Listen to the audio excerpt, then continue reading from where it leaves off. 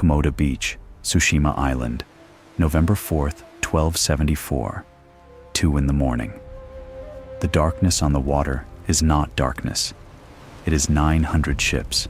Sō Sukekuni has been deputy governor of this island for 12 years. He has protected these shores for his entire adult life. He is 67 years old. He has 2 sons with him on this beach, Umajiro and Yajiro. Behind him sleep fishermen, farmers, families who have never seen war. In front of him, the horizon has disappeared. He sends a small boat. 4 samurai rowing toward the fleet to ask what these ships want. Standard protocol. The way wars had always begun between civilized parties. Before the boat reaches the first vessel, arrows rain down. 2 samurai die before they can speak. A third collapses over his oar with a shaft through his throat. The last man rows back through arrow fire. No negotiation, no announcement of purpose, no acknowledgement that the boat existed at all. Just arrows from a fleet that covers the sea.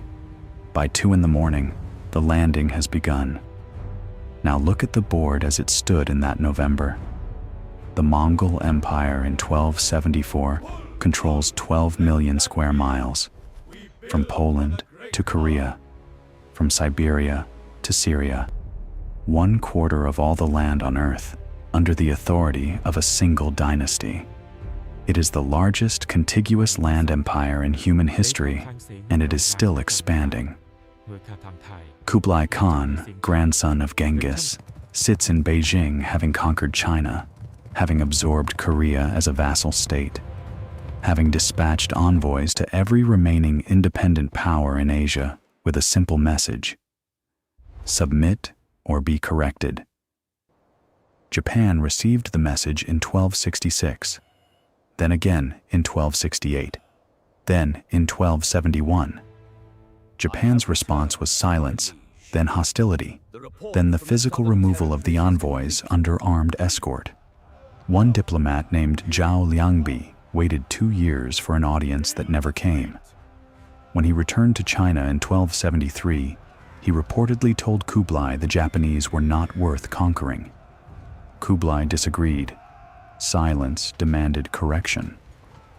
In April 1274, he ordered the construction of an invasion fleet in Korea. 900 ships. The work was done in months. Now look at the force on those ships. Approximately 23,000 fighting men plus 7,000 Korean sailors. The total approaching 30,000 when you count every person aboard. Mongol cavalry and Chinese infantry from the Yuan dynasty. Korean soldiers fighting under Mongol command. The army carries composite bows with a range of 200 meters, gunpowder weapons that explode on impact, mobile shields that soldiers carry as they advance. It has conquered everything it has ever pointed itself at. From the plains of Hungary to the cities of Persia to the capital of China, the answer to this army has always been the same. It has not found an exception. Now look at what stands between this army and Japan. Tsushima Island. Population approximately 5,000 people. Fishermen, farmers, their families. The military force. 80 mounted samurai under Sukekuni's command and their retinues. Perhaps 200 people total if you count every person who could hold a weapon. The island sits in the Korea Strait, 82 kilometers from the Korean coast. It is the first thing between the fleet and Japan. The entire population of Tsushima would not fill the lower section of a modern stadium. The force arriving on those ships would fill it 6 times over. This is not a battle. The word requires 2 sides with a realistic chance of determining the outcome. 3 figures before the story begins. Sukekuni, 67 years old, deputy governor of Tsushima. His sons are with him on the beach. He has sent the boat and watched 2 men die before they could speak. He knows what is coming. He does not know yet what his death will purchase. Kublai Khan, not present. In Beijing, He will receive the report of this campaign months later, read the accounts of what his army accomplished on these beaches, and decide it was insufficient. He will send another fleet, a larger one, Hojo Tokimune, regent of Japan, 23 years old, in Kamakura, on the main island of Honshu, approximately 1,000 kilometers south of this beach. He will receive Sukekuni's warning if it reaches him, and have 7 years to decide what to do about it. 3 things about what comes next. Every account of the Mongol invasions of Japan credits a typhoon with saving the country. The typhoon has a name, Kamikaze, the divine wind.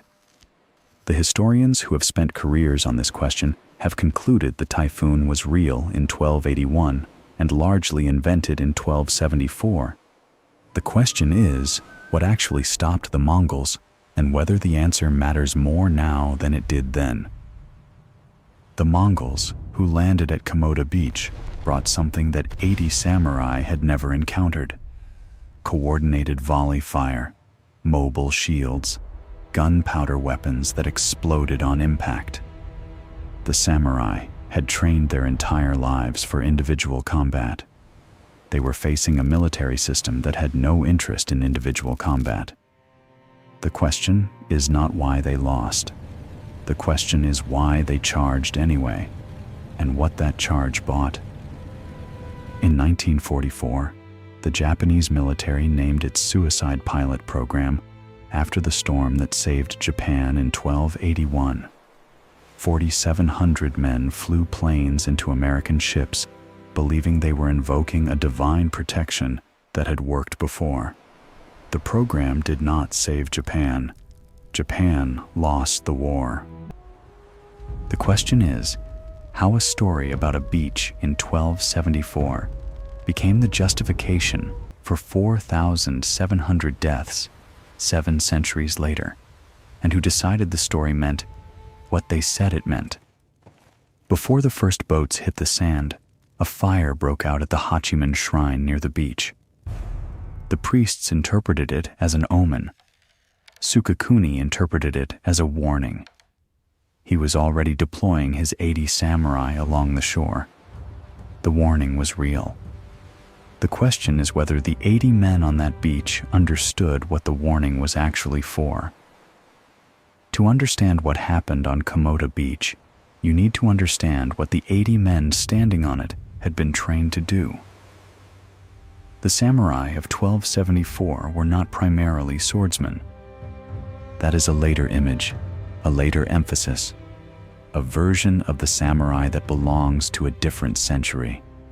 The samurai of the 13th century was a mounted archer, a man who had spent his life learning to fire a composite bow from horseback with accuracy, who understood the horse and the bow as a single system, who had trained from childhood in the specific martial culture that governed Japanese warfare.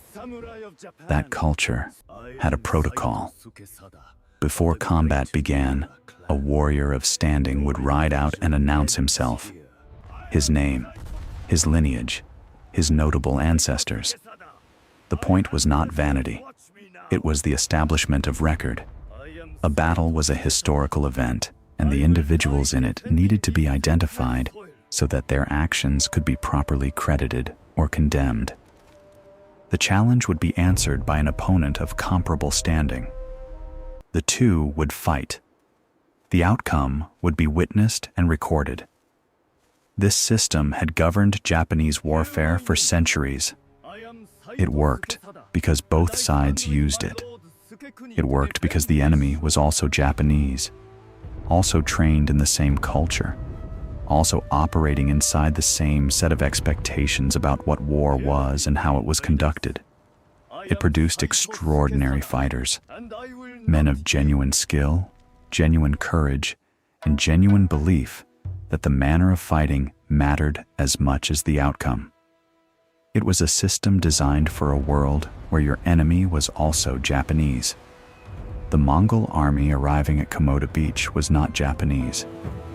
The Sō Sukekuni, the clan chronicle of the Sō family who governed Tsushima, records that the samurai rode out in the manner they had always ridden out.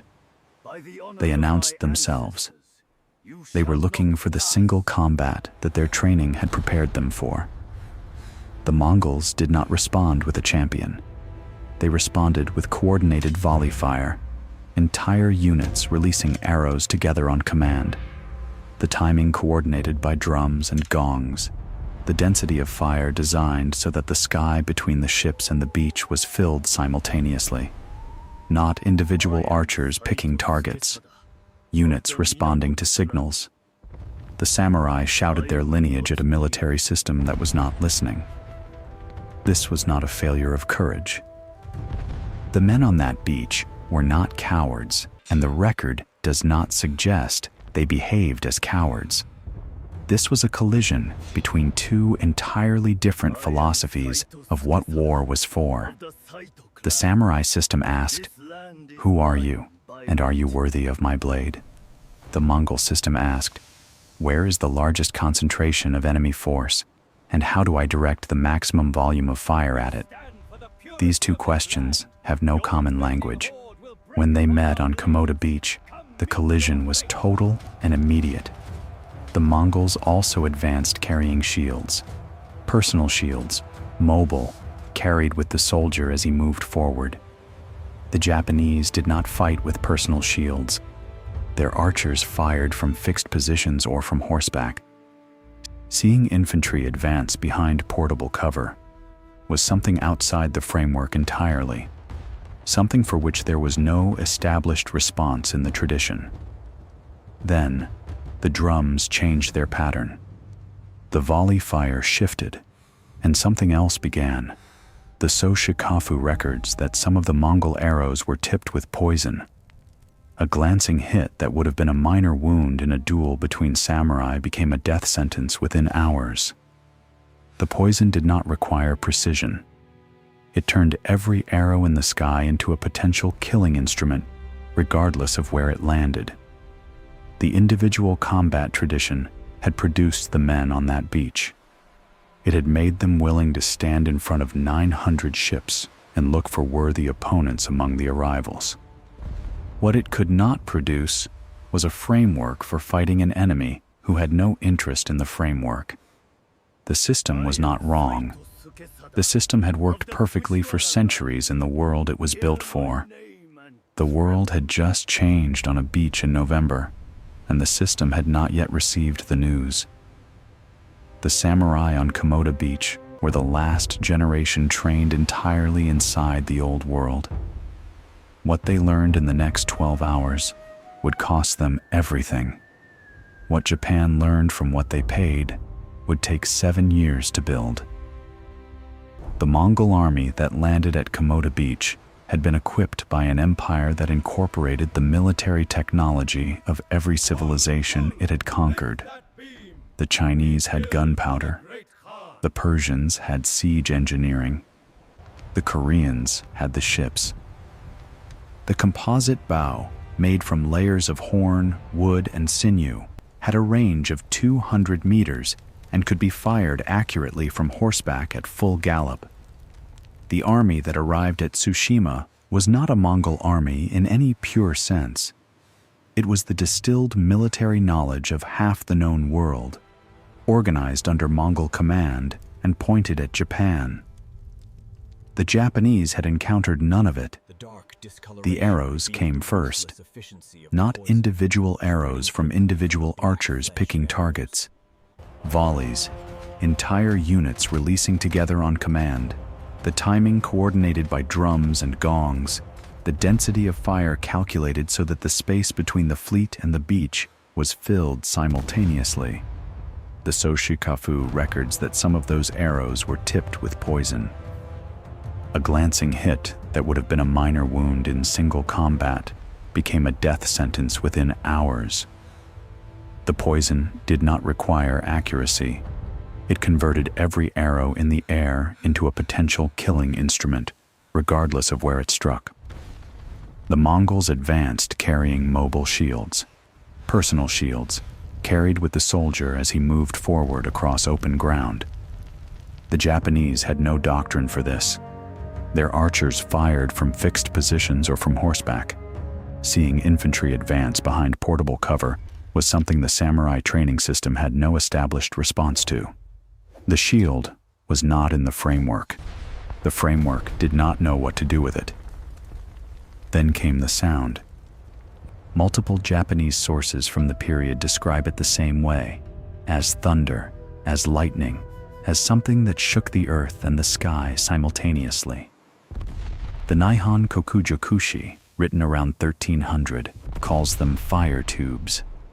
The Hachiman Gudokun, written in 1360, describes iron weapons that produced a bright flash and a sound like thunder when they fired. These descriptions were written decades after the battle by people working from accounts of survivors and witnesses. The physical evidence confirmed them. In the 1980s and 2000s, the Kyushu Okinawa Society for Underwater Archaeology found the weapons themselves in the wrecks of Mongol ships sunk off Japan's coast. Ceramic and iron shells, intact enough to X-ray. The X-rays showed gunpowder packed with iron fragments, shrapnel bombs. The Chinese called them thunder crash bombs. The archaeological record is unambiguous on this point. These weapons were used, and they worked the way the Japanese sources described.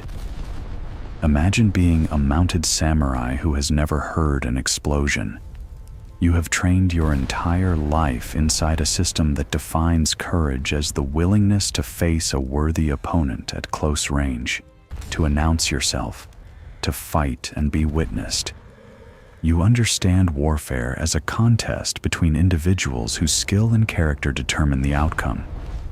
Then something detonates beside you with a concussive force that has no equivalent in any previous experience. The sound alone, the specific physical shock of overpressure against the body, was capable of breaking a trained warhorse in seconds. A horse that bolts with a rider aboard is no longer a weapon. It is a hazard to the men around it. The bombs did not primarily kill. At the scale of a beach engagement with 80 samurai against a force of thousands, the bombs did not need to kill efficiently to be decisive. What they did was destroy the framework. They converted the battlefield from a space where individual skill and courage were the relevant variables into a space where those variables had no purchase at all.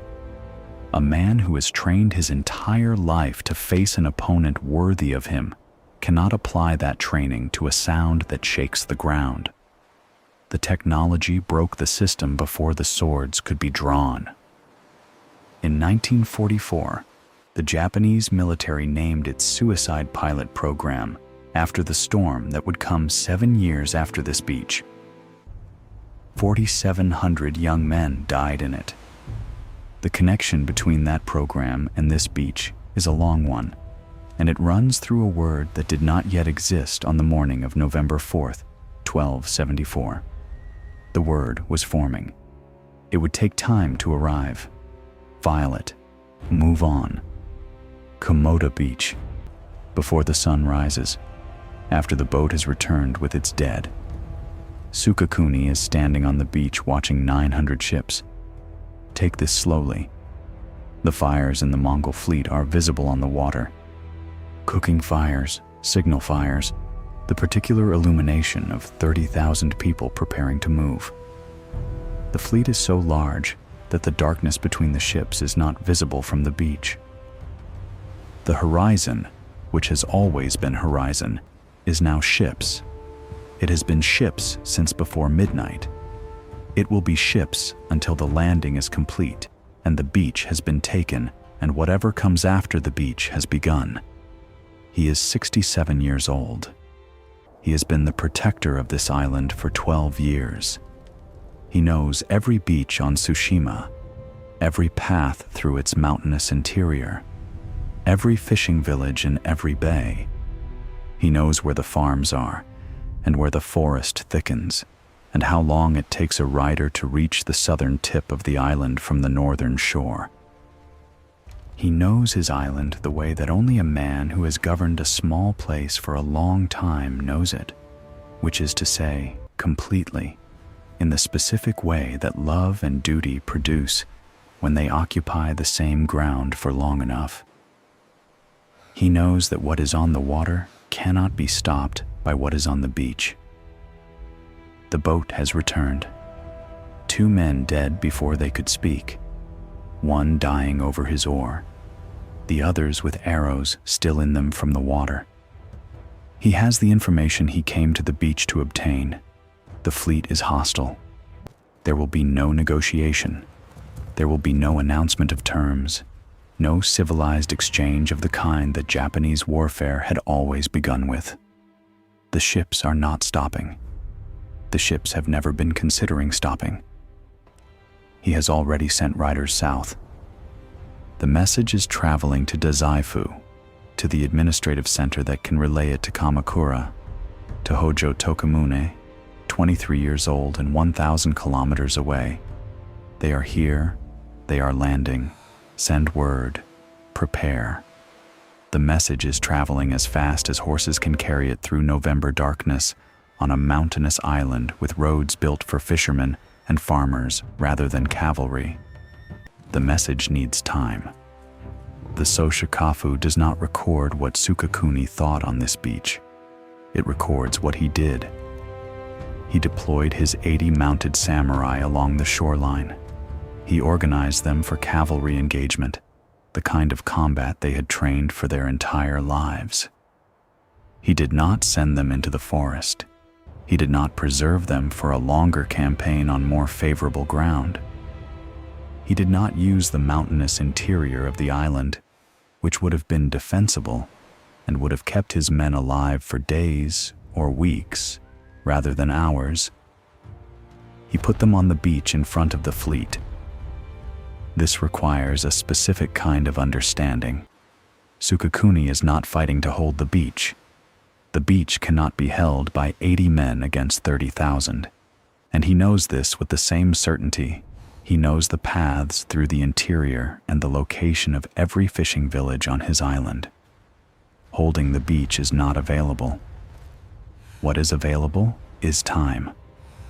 Every hour that 80 men on horseback can complicate the landing is an hour for the riders going south to cover more ground. Every engagement, every skirmish, every charge that forces the Mongol commanders to respond and consolidate and address is an hour the message travels further from this beach toward the people who can act on it. He is not fighting for the beach.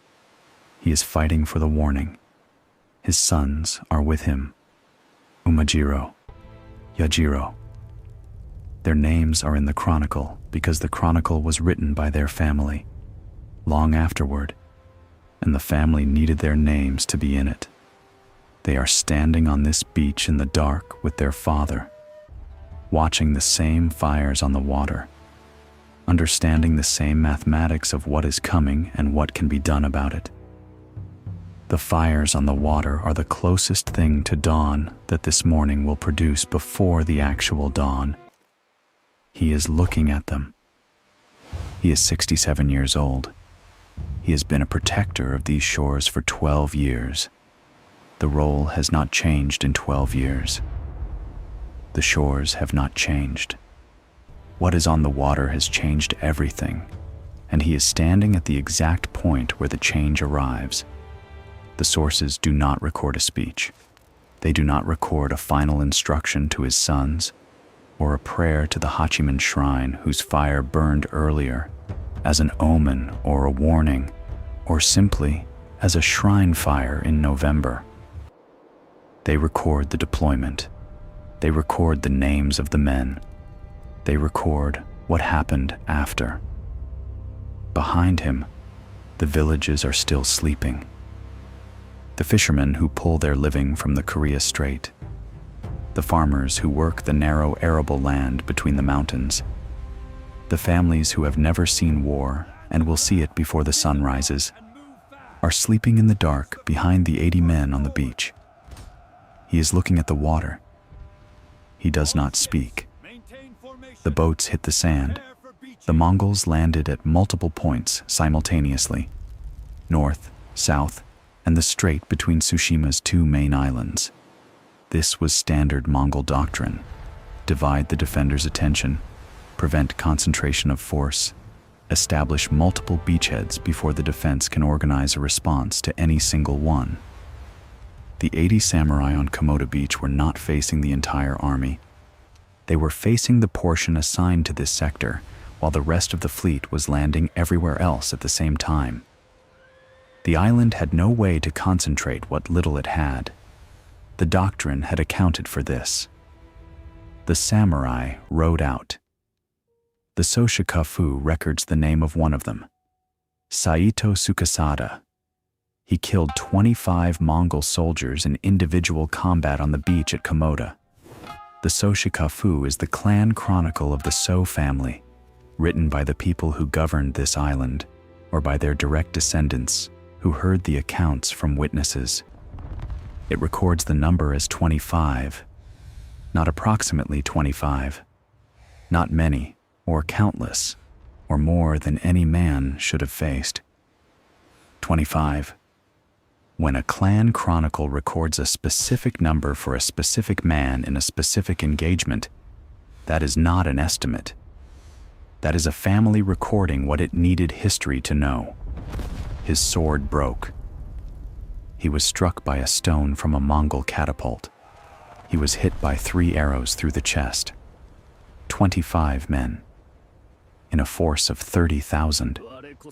The individual combat tradition had produced Sukesada. It had made him capable of that, of riding into a coordinated military force and killing 25 of its members before his body stopped.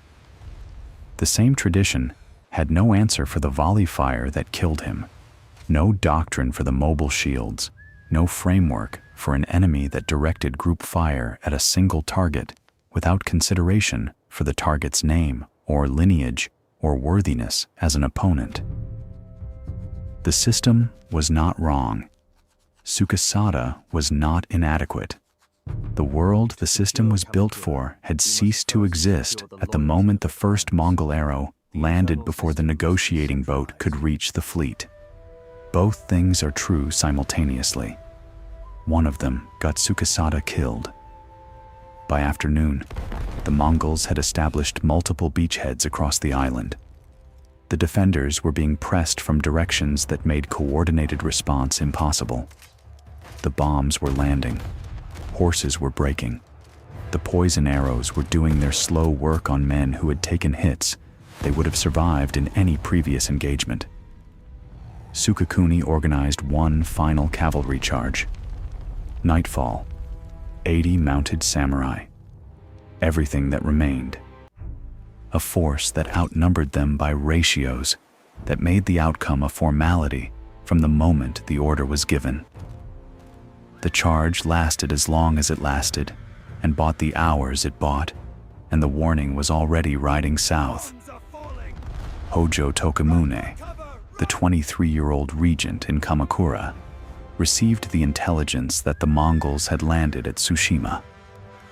He received it because 80 men on a beach had bought the time for it to travel. He had 7 years before the next fleet came. The question was, what to do with 7 years? Tokamune knows the Mongols will come back. He knows this with certainty, because in 1275, Kublai will send another round of envoys, and Tokamune will have them executed, an act that converts possibility into mathematical certainty. The second invasion is coming. The only variable is the interval. He can build a wall. He can reform the military obligation. He can restructure the way samurai are deployed and compensated and commanded. He can do all of these things, and he will do all of these things, and they will work. But the situation has revealed something about the system he governs that no wall can address. The culture that produced Sukekuni, the code that made 80 men charge a fleet, rather than melt into the mountains and survive, is also a culture that has no mechanism for rewarding men who defend their own country, rather than conquering someone else's. The feudal system distributes land taken from defeated enemies. A defensive victory produces no defeated enemies. It produces no land. It produces samurai who have fulfilled the highest possible military obligation and have nothing to show the system that would allow the system to compensate them. When the second invasion fails, there will be no territory to distribute. The men who fight will have fought for nothing the system can formally recognize. The petitions will accumulate. The frustration will build across a generation. He can build the wall. He cannot change what the wall is protecting. What do you preserve and what do you change? When the thing that saved you once cannot survive the consequences of saving you again? And is there an answer that does not cost something you cannot afford to lose? Neither question has a resolution. Move forward. The Sō Sukekuni records the final cavalry charge in terms that tell you it was written by the family of the people who made it. Sukekuni led what remained of his 80 samurai directly into the Mongol line. This was not a tactical decision in any conventional sense of the word tactical. The tactical situation had been irreversible since the boats hit the sand that morning. The beach was taken. The multiple landing points were secured. The island's military force had been reduced by hours of fighting to whatever fraction of 80 men was still mounted and still capable of movement. The outcome of a charge under these conditions was not a variable. It was a conclusion that had already been reached, waiting only for the physical fact of it to be completed. This was a decision about what the ending would look like. The samurai code had a specific relationship with the manner of death. Not all deaths were equal. A man who died retreating and a man who died charging were not the same man in the record, regardless of what they had accomplished in life. The tradition that had governed Japanese warfare for centuries, the same tradition that Sukesada had embodied when he rode into the Mongol line and killed 25 men before the arrows found him, had a clear answer to the question of what you did when the situation was irreversible. You made the ending yours. You chose the direction you were facing when it came. Sukekuni chose forward. The chronicle records what the darkness and the arrows and the explosions took from that charge in the hours that followed. Umajiro, Yajiro. The two names placed without emphasis at the beginning of this story. The two sons standing on the beach with their father watching 900 ships materialize from the November dark, died beside him in the final charge. The Sō Sukekuni records them by name because the family that wrote the chronicle needed their names in it. Because the sons of the deputy governor of Tsushima rode into the Mongol line alongside their father and did not come back. And the family that governed this island for generations after needed history to know that this had happened and what it had cost. The charge bought the final hours. The warning was complete. Whatever Tokumun would do with 7 years, the information that made 7 years possible had arrived because 80 men on a beach had given it the time to travel. Both things are in the record. The chronicle does not resolve the distance between them. The Mongol fleet spent the following days securing Tsushima. Villages burned. The chronicle records the burning with the specificity of accounts written by people who knew the names of the villages and the families inside them. The Mongols moved systematically, establishing control, eliminating resistance, sending the message that the campaign was designed to send. This is what awaits Japan if Japan refuses to submit. Then the fleet moved on. Iki Island was next. The second stepping stone between Korea and the main island of Kyushu. At Iki, a commander named Taira Kagetaka made the same calculation Sukekuni had made. He had perhaps 100 samurai. He deployed them against the fleet. He fought until the defense failed. His daughter was killed when she tried to flee. Kagetaka himself performed ritual suicide when the end came. The Hachiman Gudokun, the chronicle written by the priests of the Hachiman shrine, with every political reason to amplify every atrocity committed by the enemy, records what happened to the women taken prisoner at Iki. They were killed, and their bodies were displayed on the sides of the Mongol ships as the fleet continued south toward Kyushu. The Nihon Kokujokushi, a separate document written by a different person for a different purpose, records the same practice independently. Two sources, different authors, different intentions, same account. The display was real. The fleet reached Hakata Bay on November 19th. Japan was waiting. Hakata Bay, November 19th, 1274. The Mongol fleet reaches Kyushu, Japan's southernmost main island, the political and military center of the defense that Tokumuni has been organizing since the warning arrived from Tsushima. The force that destroyed 2 islands in 2 weeks is now at the edge of Japan proper. The Japanese defenders at Hakata were waiting, not with the numbers that would eventually be assembled, not with the wall that would eventually be built, not with the reformed tactics that 7 years of preparation would produce, but waiting. The warning Sukekuni had bought with 80 men on a beach 15 days earlier had arrived and been acted on. Whatever was available had been positioned. The battle at Hakata was brutal and disorganized. The Japanese sources record the same technological shock that had devastated Tsushima: the bombs, the volley fire, the coordinated unit movement that the samurai had no framework for.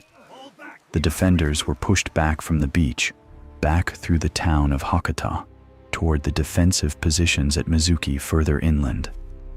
The same collision that had happened on Komoda Beach happened again here, at larger scale, with more men dying on both sides, and the outcome moving in the same direction.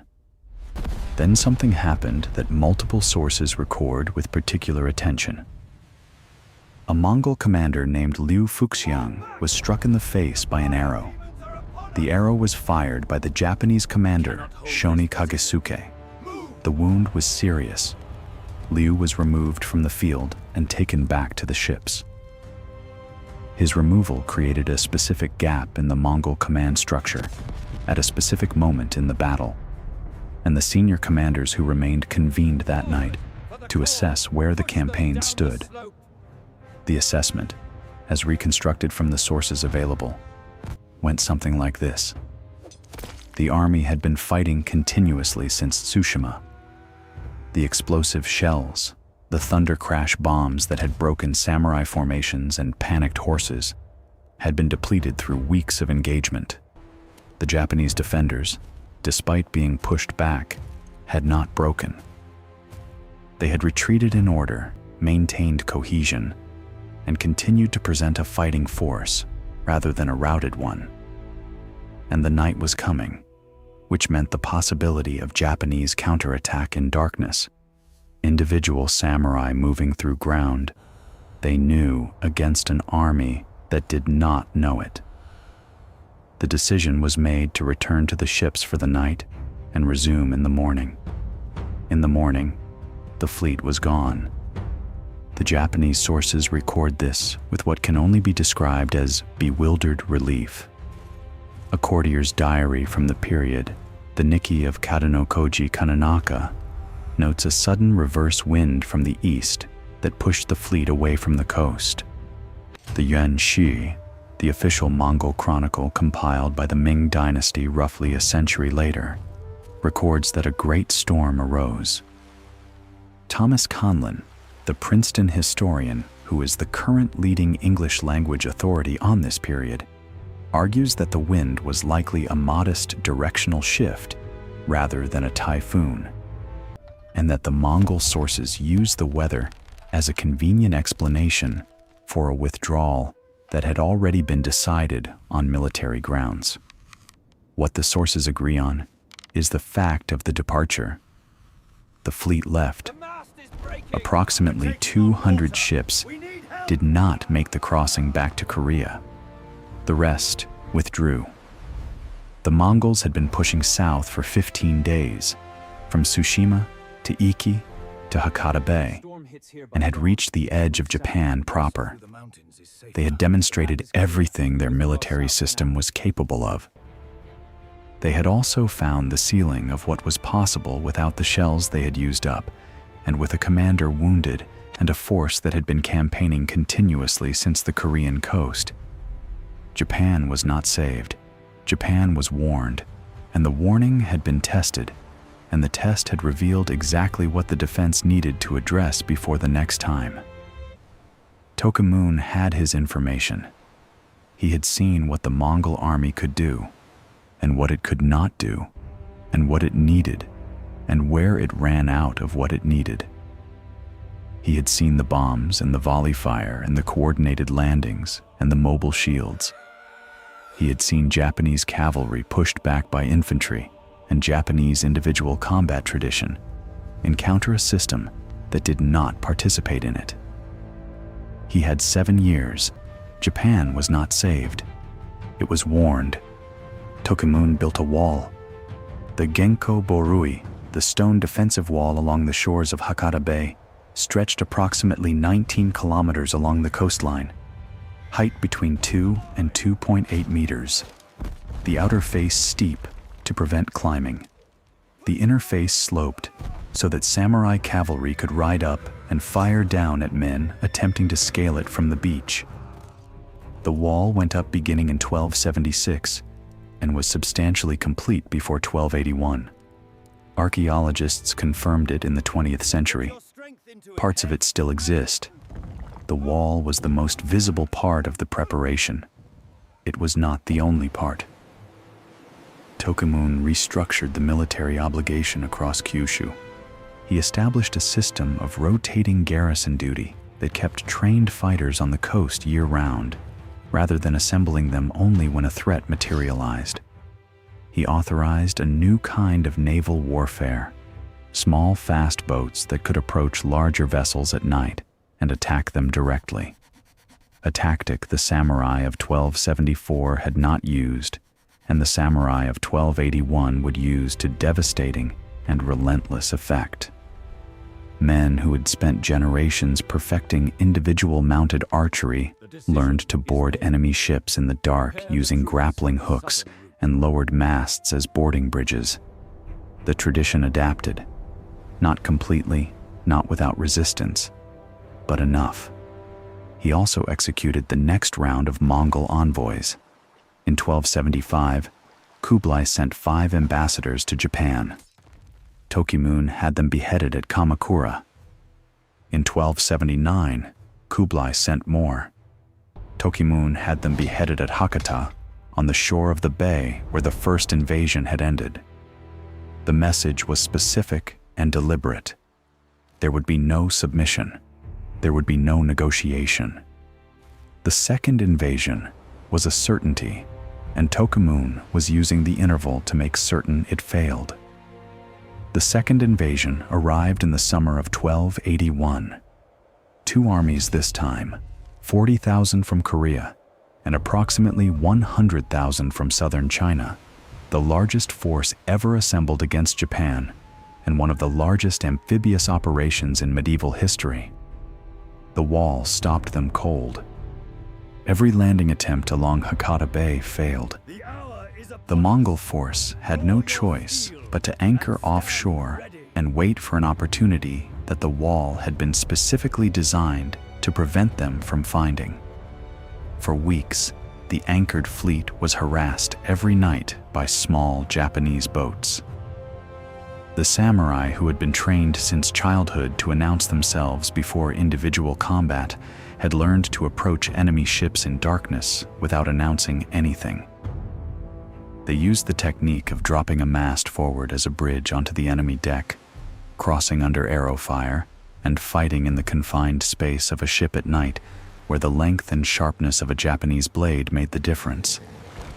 The raids were relentless. The commanders of the Mongol fleet, to defend against the nightly attacks, made a decision that was tactically reasonable and catastrophically wrong. They chained their ships together. They connected the fleet into a single floating platform that could be defended against small boat attacks from any direction. The platform could not disperse. On August 14th, 1281, a typhoon struck Hakata Bay. The chained fleet could not run before the storm. The ships smashed into each other. The Yuan dynasty records losses that even conservative estimates place above half the total force.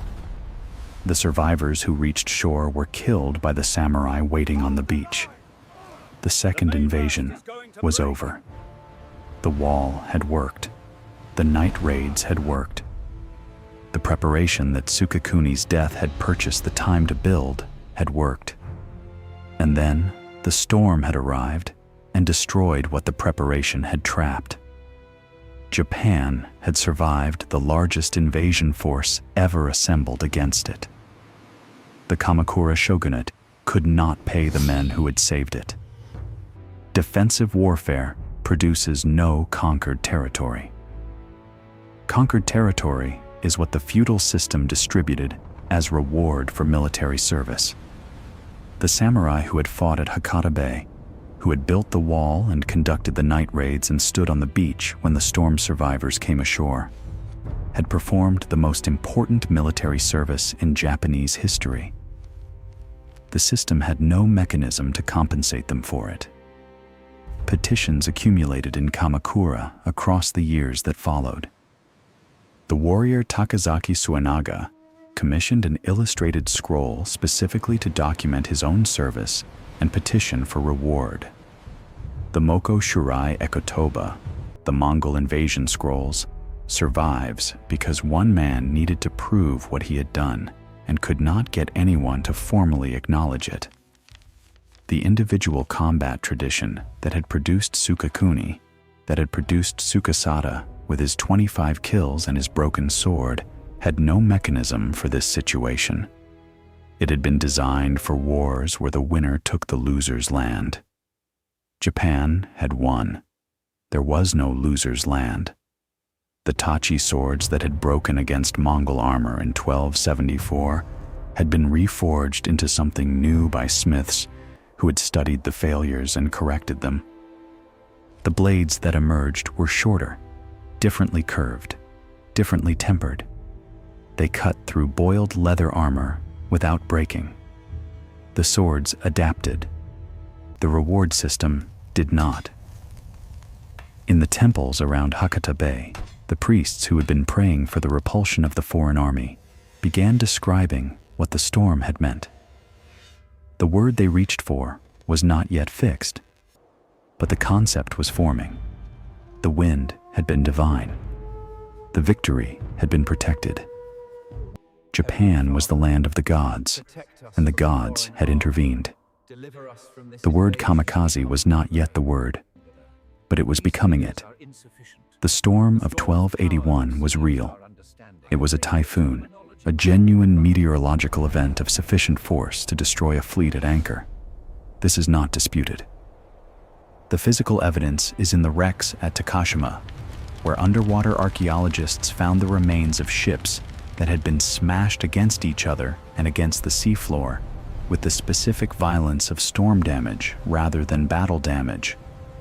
The ceramic cargo containers recovered from those wrecks were largely intact, which tells you the ships did not sink slowly or from controlled flooding.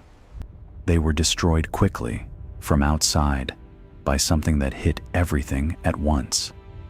The storm was real in 1281. What the storm did not do was save Japan by itself. The wall at Hakata Bay forced the fleet to anchor offshore rather than landing. The 19 kilometers of stone that Tokumun had built between 1276 and 1281 converted the largest invasion force ever assembled against Japan into a fleet that could not find a beach. The fleet anchored because the wall existed.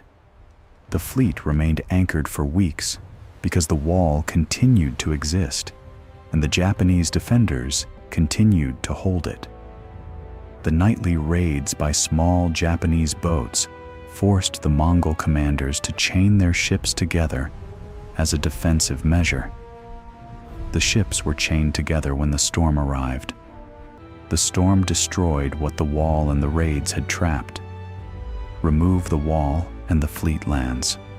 Remove the raids and the fleet disperses rather than chains together. Remove the preparation and the storm is just weather passing over a successful invasion. The storm was the final instrument of a victory that had been constructed across 7 years of deliberate preparation that began with 80 men on a beach buying the time for a warning to travel south. But storms are visible in a way that walls are not. Storms are dramatic and sudden, and their timing, when it aligns with the moment of greatest need, has the specific quality of divine intention. The priests, who had been praying for the repulsion of the foreign army, saw the storm arrive and understood immediately what it meant. Their prayers had been answered. The gods had protected Japan. The wind was not wind. The wind was a message. The Hachiman Gudokun, the chronicle of the Hachiman Shrine written by priests who had every political reason to claim divine credit for Japan's survival, does not mention a storm in 1274. It records that when the Japanese woke on the morning after the Mongols withdrew from Hakata Bay, the fleet had simply vanished. No explanation, no weather event, just an empty bay where 900 ships had been the night before. The priests who wrote that chronicle were in the business of attributing Japanese victories to divine intervention. They did not claim a miracle for 1274 because the departure in 1274 did not look like a miracle. It looked like a military withdrawal. By 1281, the storm looked like a miracle. The priests claimed it. The Kamakura shogunate collapsed in 1333, 52 years after the second invasion. The proximate cause was a political revolt. The structural cause was the reward problem that had been building since 1281, the accumulated frustration of samurai who had saved Japan and could not translate that service into anything the feudal system could formally recognize or distribute.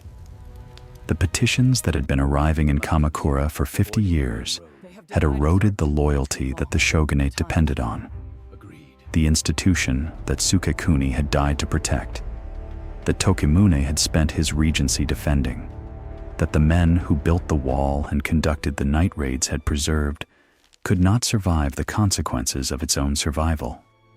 The victory that the 80 men on Komoda Beach had purchased the time to prepare for had destroyed the institution they had purchased it for. Japan was saved by the samurai. The system the samurai served was destroyed by the strain of saving Japan. The legend of the divine wind survived the shogunate. It survived the medieval period, the civil wars, the centuries of internal conflict that reshaped Japanese political life entirely. It survived because it was useful. A story about divine protection, about the special relationship between Japan and the gods who guarded it, about the impossibility of conquering an island nation whose gods intervened on its behalf, was a story that every subsequent Japanese government found reasons to preserve and amplify and teach. In the Meiji era, beginning in 1868, the Japanese government systematically incorporated the Kamikaze legend into the national identity it was constructing. Japan was modernizing rapidly, adopting Western technology and Western institutions, and needed a coherent mythology that connected the new Japan to something ancient and specific and irreplaceable. The divine wind served this purpose. It was old. It was Japanese. It was evidence that Japan was not merely a nation, but a protected place, a land whose gods had demonstrated their protection in a documented historical event. The story was taught in schools. It appeared in the curriculum that shaped generations of Japanese students. By the early 20th century, the distinction between what had happened in 1274, 80 men on a beach buying time for a warning, and what had happened in 1281, a storm destroying a fleet that had already been trapped by a wall and a campaign of nightly raids, had dissolved almost entirely into a single unified narrative of divine protection. The Kamikaze had saved Japan. The gods had intervened. This had been proven. In October 1944, the Japanese military launched the Special Attack Units program. The American fleet was advancing through the Pacific toward the Philippines. Conventional air attacks were producing insufficient results. The calculation had been made. A pilot who flew his plane directly into a ship delivered his payload with more accuracy than a pilot who attempted to drop a bomb while under anti-aircraft fire. The program required pilots who understood they would not return from their missions. It required a framework within which that understanding could be accepted and even embraced. The program was named Tokubetsu Kogeki Tai. Special Attack Units. The pilots who flew the missions were called Kamikaze, the divine wind, the same protection that had saved Japan in 1281, the same gods, the same relationship between Japan and the forces that guarded it. The naming was not incidental or metaphorical. It was a direct invocation of the historical precedent, the documented proof that when Japan faced an overwhelming enemy at its moment of greatest need, divine intervention had destroyed the enemy fleet. The pilots were told, not in those exact words, but in the accumulated weight of everything they had been taught since childhood, that what had worked before could work again, that their deaths would be the instrument of the same protection. 4,700 of them died. The ships they struck suffered serious damage. Some were sunk. The American fleet was not destroyed. Japan lost the war.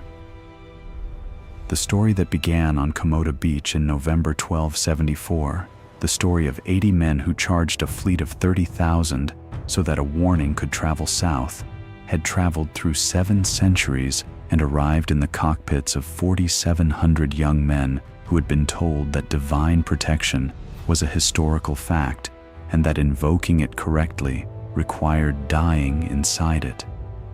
The story had replaced the people it was originally about.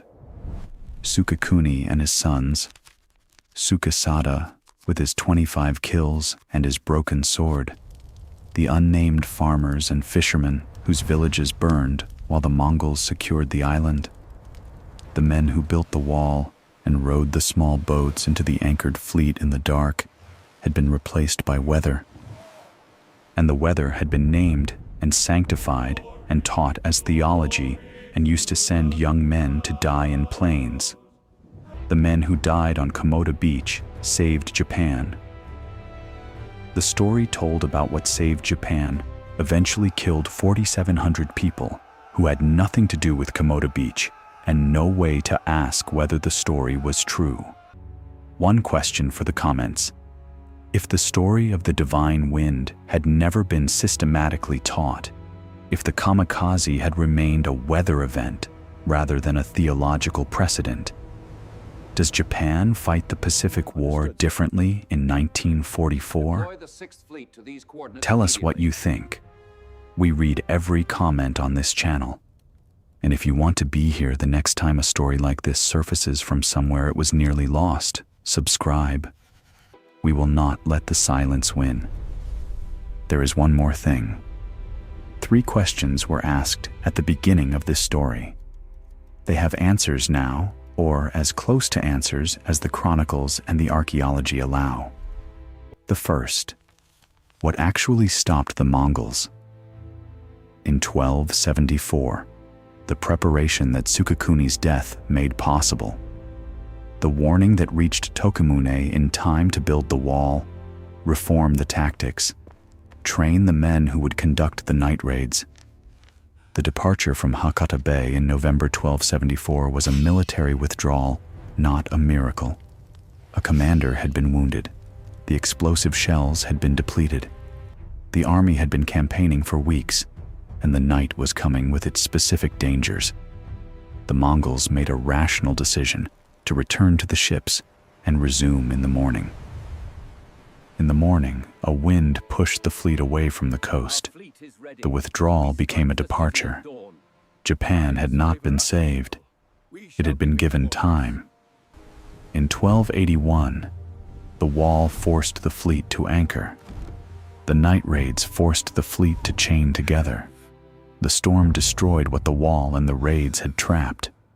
3 elements, all necessary, none sufficient alone. The Kamikaze was the last of the 3, not the first and not the only one. The second. Why did Sukekuni charge? Because the charge was not about winning the beach. The beach could not be won by 80 men against 30,000, and he knew this with the same certainty he knew every path through the interior of his island. The charge was about buying hours. Every hour that 80 men could complicate the landing was an hour for the riders going south to cover more distance. The charge at nightfall, the final cavalry assault into a force that outnumbered them 100 to 1, bought the last hours the warning needed. He was not fighting for the beach.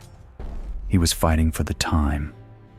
The beach was the instrument of the time. His death was the cost of it. The third. How did a beach in 1274 produce 4,700 deaths in 1944? A military withdrawal became a miracle because the priests who witnessed it needed it to be a miracle. A genuine storm in 1281 confirmed what the priests had already claimed. A modernizing government in the Meiji era needed a mythology and found one that was old and Japanese and apparently proven. A military command in 1944 needed a framework that could make young men willing to die in plains, and found one that the schools had been teaching for generations. Each step followed from the previous one. None of them required a conspiracy or a deliberate lie. They required only the ordinary human preference for the story that serves the present need over the story that accurately describes the past. The empires and armies that history remembers as invincible are usually the ones that have not yet encountered the specific conditions that expose the limits of their method. The Mongol cavalry system that had conquered 12 million square miles required open grassland, remount capability, and enemies whose military doctrine could be broken by speed and volume of fire. Japan was an island. The Korea Strait was not grassland. The fleet was a different kind of weapon than the cavalry, and it had different vulnerabilities, and those vulnerabilities required a different kind of response than the steppe had ever demanded. Tokumun found the response. He built it in stone along 19 kilometers of coastline and trained men to row small boats into anchored fleets in the dark. The men who made that possible were 80 samurai on a beach in November 1274, who understood that they were not fighting to win. They were fighting to buy something. The something they bought was 7 years. The 7 years produced the wall. The wall produced the victory. The victory produced the legend. The legend produced the pilots. The men on the beach are not in the legend. The legend has no room for men who died so that other men could have time to prepare. The legend has room only for the wind. They called it the divine wind. They forgot to ask what it was blowing past.